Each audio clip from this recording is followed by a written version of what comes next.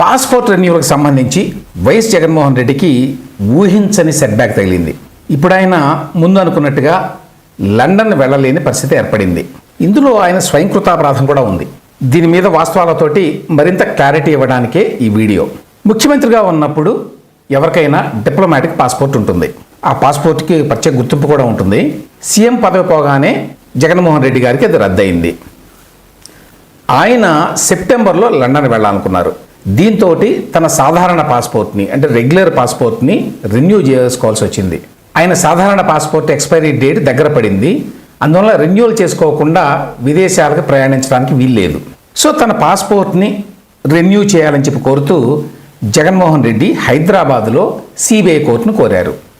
ఎందుకంటే ఆయన CBI ED కేసులన్నీ కూడా హైదరాబాద్లో ఉన్నటువంటి సిబిఐ స్పెషల్ కోర్టులో ఉన్నాయి. సో జగన్ పాస్పోర్ట్ని 5 ఏళ్లకి రెన్యూ చేయాలని చెప్పి, అదేవిధంగా సెప్టెంబర్ 3 నుంచి 25 వరకు 3 వారాల పాటు జగన్మోహన్ రెడ్డి లండన్లో పర్యటించవచ్చు అని చెప్పి హైదరాబాద్లో ఉన్నటువంటి సిబిఐ కోర్టు ఆదేశాలు ఇచ్చింది. లండన్లో చదువుకుంటున్నటువంటి తన కుమార్తె పుట్టినరోజు వేడుకలకి హాజరు కావడానికి అక్కడికి వెళ్తున్నట్టుగా జగన్మోహన్ రెడ్డి గారు అప్లికేషన్లో చెప్పారు. సో లండన్లో తన పర్యటన కార్యక్రమం మొత్తాన్ని కూడా ఆయన సిబిఐ కోర్టుకి అలాగే సిబిఐ వారికి ఇచ్చారు కూడా. అయితే ఇక్కడే ఒక చిక్కు వచ్చి పడింది. జగన్మోహన్ రెడ్డి ప్రస్తుతం తాడేపల్లిలో ఉంటున్నారు నివాసం. అందుకని జగన్ తన పాస్పోర్ట్ రెన్యూవల్ కోసం విజయవాడ రీజనల్ పాస్పోర్ట్ ఆఫీసర్కి అప్లై చేసుకున్నారు. దీని మీద ఆగస్టు 30వ తేదీన Vijayawada regional passport officer Jaganmohan రెడ్డికి ఒక లేఖ రాశారు. ఎంపీలు ఎమ్మెల్యేల మీద కేసులు విచారించేటువంటి కోర్టు ఒకటి విజయవాడలో ఉన్నది. ఆ ప్రత్యేక కోర్టులో మీ మీద ఒక ప్రైవేట్ కేసు నమోదై ఉంది, విచారణలో ఉంది అని చెప్పి ఆ రీజనల్ పాస్పోర్ట్ ఆఫీసరు జగన్మోహన్ రెడ్డికి రాసిన లేఖలో పేర్కొన్నారు. ఏంటి ఈ కేసు? సాక్షి మీడియాలో రకరకాల కథనాలు వస్తుంటాయి కదా, ఎప్పుడు డిఫమేటరీ కథనాలు.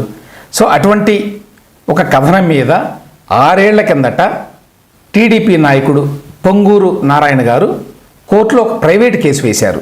ఆ విషయాన్ని పోలీసులు ఇప్పుడు వెరిఫికేషన్లో కనుక్కుంటారు. ఎందుకంటే పాస్పోర్ట్కి అప్లై చేస్తే వెరిఫికేషన్ ఉంటుంది, ఆయన మీద కేసులు ఏమన్నా ఉన్నాయా అని. ఆ ప్రకారం ఆ వెరిఫికేషన్లో అది బయటపడింది. కాబట్టి ఆ కేసులో మీరు ఎన్ఓసి అంటే నో అబ్జెక్షన్ సర్టిఫికేట్ తీసుకున్న తర్వాతనే మీ పాస్పోర్ట్ని రెన్యూవల్ చేయడం కుదురుతుంది అని చెప్పి ఆ లేఖలో విజయవాడ రీజనల్ పాస్పోర్ట్ ఆఫీసర్ చెప్పారు. దీని మీద జగన్మోహన్ రెడ్డి విజయవాడ కోర్టుని అప్రోచ్ అయ్యారు, నాకు ఎన్ఓసి ఇవ్వండి అని. విజయవాడ కోర్టు జగన్మోహన్ రెడ్డి అప్లికేషన్ మీద నిన్న ఆర్డర్ ఇచ్చింది. ఏముంది ఆర్డర్లో? ఈ ఆర్డర్లో విజయవాడ కోర్టు కొన్ని కఠినమైన షరతులు విధించింది పాస్పోర్ట్ రెన్యూవల్ కోసం. పాస్పోర్ట్ రెన్యూవల్ని 1 ఏడాది చేయమని చెప్పింది. గతంలో సిబిఐ కోర్టు హైదరాబాద్లోనేమో 5 ఏళ్ల వరకు చేయొచ్చు అంది. కానీ ఇక్కడ విజయవాడ కోర్టు 1 ఏడాది చేయమని చెప్పింది. First point. రెండో పాయింట్, దీంతో పాటు 20,000 రూపాయలకి సొంత పూచీకత్తు ఇవ్వాలి అని చెప్పి కూడా ఆదేశించింది. ఈ కండిషన్ లేదు సిబిఐ కోర్టు ఇచ్చినటువంటి ఆదేశాల్లో. ఆ తర్వాత మూడో పాయింట్, ఒరిజినల్గా 3 నుంచి 25 వరకు సెప్టెంబరు ఆయన తీసుకున్నది. అయితే ఇక్కడ విజయవాడ కోర్టు ఏముందంటే 6 నుంచి 27వ తేదీలోగా పర్యటన ముగించాలి అని కూడా చెప్పింది. సో ఇప్పుడు జగన్మోహన్ రెడ్డి గారు ఏమని ఫీల్ అయ్యారంటే ఈ షరతులు చాలా కఠినంగా ఉన్నాయి. అదీగాక మొన్ననే ఆగస్టు 27వ తేదీనే హైదరాబాద్లో సిబిఐ కోర్టు ఇచ్చినటువంటి అనుమతికి వాళ్ళు విధించిన నిబంధనలకి విరుద్ధంగా ఉన్నాయి. 2 కోర్టులు ఇచ్చినటువంటి నిర్ణయాలు పరస్పర విరుద్ధంగా ఉన్నాయి, ఇవి చాలా కఠినంగా ఉన్నాయి అన్ఫార్చునేట్లీ అని కూడా రాశారు వారి అప్లికేషన్లో, హైకోర్టుకి వేసిన అప్లికేషన్లో. నిజానికి ఈ షరతుల వల్ల జగన్మోహన్ రెడ్డి పర్యటనకు వెంటనే వచ్చిన ఇబ్బంది ఏమీ లేదు. ఏడాది రెన్యూవల్ అయితే వచ్చిన ఇబ్బంది లేదు, వెంటనే వెళ్ళొచ్చు ఆయన లండన్కి. రెండవది 20,000 సొంత పూచీకత్తు కట్టడం పెద్ద విషయం కాదు ఆయనకి. కానీ 20,000 రూపాయల సొంత పూచీకత్తు లాంటి షరతుల్ని జగన్మోహన్ రెడ్డి అవమానకరంగా భావించినట్టున్నాడు. అందువల్ల వెంటనే ఏపీ హైకోర్టులో నిన్న కేసు వేశాడు ఆయన. హైదరాబాద్ సిబిఐ కోర్టు షరతులకి విరుద్ధంగా ఉంది ఇక్కడ విజయవాడ కోర్టు ఇచ్చింది అని చెప్పి, కాబట్టి విజయవాడ కోర్టు ఇచ్చినటువంటి ఆదేశాలు కొట్టేయండి అని, అది అనమాట ప్రేయరు. సో ఈ కేసుని అత్యవసరంగా విచారణ జరపాలని చెప్పి జగన్మోహన్ రెడ్డి లాయర్ పొన్నోల సుధాకర్ రెడ్డి గారు నిన్న అర్జెంటుగా లంచ్ మోషన్ వేసి కోరారు హైకోర్టుని. అయితే సహజంగానే కోర్టు వెంటనే నిర్ణయం చెప్పదు, మరి ప్రభుత్వం వైపు నుంచి వాళ్ళ వెర్షన్ వినాలి. దీంతో హైకోర్టు వారు ఈ కేసుని సోమవారానికి వాయిదా వేశారు. దీంతో జగన్మోహన్ రెడ్డి లండన్ పర్యటన కార్యక్రమానికి బ్రేక్ పడింది. విజయవాడ కోర్టు చెప్పినట్టు ఏడాదికి రెన్యువల్ చేయించుకొని 20,000 రూపాయల పూచీకత్తు కడితే జగన్మోహన్ రెడ్డి ప్రయాణం, లండన్ ప్రయాణం ముందు అనుకున్నట్టుగానే సాగేది. మరి జగన్ గారు ప్రెస్టేజ్కి పోయి ఇబ్బంది కొని తెచ్చుకున్నట్టుగా కనిపిస్తోంది. మరి ఇప్పుడిక సోమవారం నాడు ఏపీ హైకోర్టులో ఏం జరుగుతుందో చూడాలి.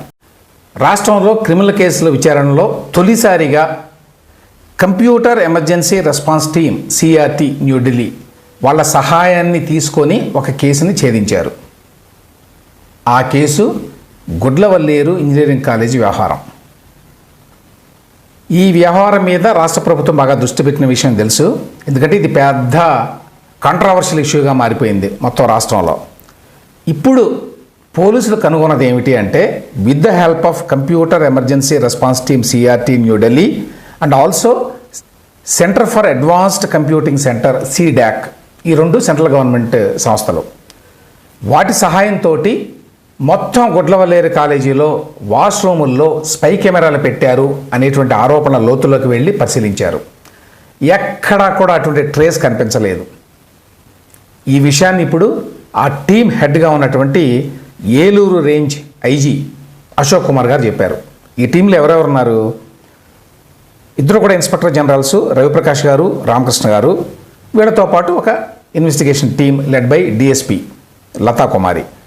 వీళ్ళు గత వారం రోజులుగా ఆ గుడ్లవల్లేరు ఇంజనీరింగ్ కాలేజీలో హాస్టల్లో ప్రతి వాష్రూమ్ని కూడా థరోగా సెర్చ్ చేశారు. ఇందుకోసం రాష్ట్ర చరిత్రలో మొదటిసారిగా ఈ computer emergency response team CERT New Delhi వాళ్ళ సహాయాన్ని కూడా తీసుకున్నారు. వాళ్ళతో పాటు సిడాక్, ఐటీ ఎక్స్పర్ట్స్ వీళ్ళంతా. వీళ్ళ సహాయంతో భారీ ఎత్తున అణువున కూడా శోధించారు ఆ గుడ్లవల్లేరు ఇంజనీరింగ్ కాలేజీలో. ఎక్కడా కూడా ఒక ట్రేస్ కానీ ఆచూకీ కానీ దొరకల. హిడెన్ కెమెరా ఉంది, స్పై కెమెరా ఉంది అని చెప్పి. ఈ టీంలో మహిళా సంక్షేమ శాఖ అధికారులు కూడా ఉన్నారు. సో వీళ్ళందరినీ ఇన్వాల్వ్ చేసి ఈ మొత్తం దర్యాప్తు వారం రోజుల పాటు చేశారు. ఇప్పుడు ఐజీ అశోక్ కుమార్ గారు ఏం చెప్పారంటే, ఎక్కడ అటువంటి ఆచూకీ దొరకలేదు, హిడెన్ కెమెరా ఉన్నట్టుగా అనేది ఒకటి. రెండవది, కాలేజీలో హాస్టల్లో ఉన్నటువంటి స్టాఫ్, స్టూడెంట్స్ ప్రతి ఒక్కరిని కూడా విచారించాం మేము. వాళ్ళందరూ ఏమని ఒప్పుకున్నారంటే, ఎవరో వేరే వాళ్ళు మాకు చెప్పారు హిడెన్ కెమెరాస్ ఉన్నాయని, మేమైతే చూడలేదు అని చెప్పారు. అందరూ అదే మాట చెప్పారు అని చెప్పారు.